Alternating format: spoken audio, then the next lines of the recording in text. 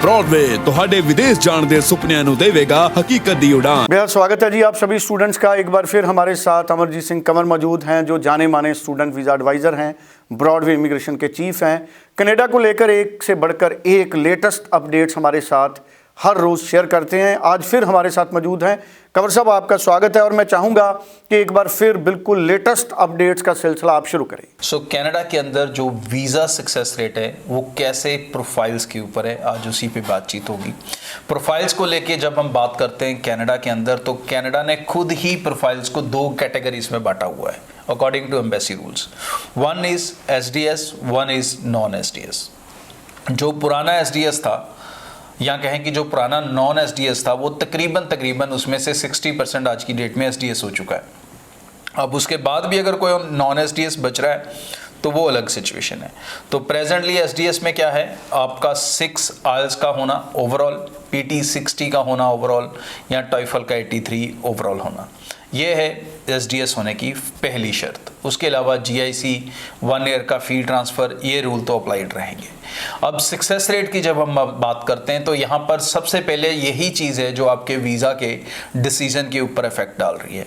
अगर तो आप एसडीएस हो, मतलब आपके ओवरऑल 6 है, ईच में चाहे एक मॉड्यूल में 5.5 है, 2 में 5.5 है, 3 में 5.5 है, एक मॉड्यूल में 5 है या 2 मॉड्यूल में 5 है, ईच मॉड्यूल आपके वीज़ा को इस समय बिल्कुल इम्पैक्ट नहीं कर रहा। क्या इम्पैक्ट कर रहा है? आपका ओवरऑल स्कोर कैटेगरी के हिसाब से होना। अब ये जो ईच कैटेगरी का स्कोर है ये अफेक्ट करता है आपकी एडमिशन्स को लेके, क्योंकि सारे कॉलेजेस ने 6 ओवरऑल लेना नहीं शुरू किया। कई कॉलेजेस अभी भी 6 ईच मांगते हैं, कोई सिर्फ एक में 5.5 लेता है। तो उस हिसाब से जो कॉलेज सिलेक्शन है वो अलग अलग हो जाती है अगर आपका स्कोर कम है, तो दैट वुड अफेक्ट, बट ये आपके वीज़ा को अफेक्ट नहीं कर रही अल्टीमेटली। सेकेंडली, बच्चों का एक टेंशन होता था कॉलेजेस को लेके, गवर्नमेंट कॉलेजेस, प्राइवेट कॉलेजेस, तो दोनों के अंदर अगर आज की डेट में देखें तो अगर आपका केस एसडीएस है तो ऑलमोस्ट उसमें वीज़ा सक्सेस रेट ही है, उसमें पीछे मुड़ने के चांसेस कम है।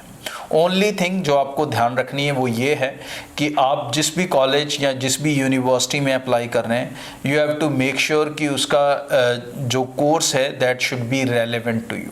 एजुकेशन रेलेवेंसी होना, उसका प्रोग्रेशन होना, ये 2 चीज़ों का आपके केस के अंदर एग्जिस्ट करना बहुत ज़्यादा ज़रूरी है।